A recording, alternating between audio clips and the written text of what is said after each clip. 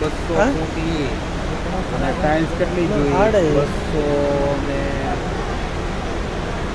હે तो धागा लगा है ना वो धागा निकालना पड़ेगा ચણતર 1000 ફૂટ ક્યાં છે? 200 ફૂટ ટાઇલ્સ એટલે कितना हार्ड लगा है? 200 1000 ઈંટ. हाँ? હા वो सब पैटर्न बनाएगी बच्ची फुल डिजिटल मिस्टेक चलो डिस्प्ले बढ़ा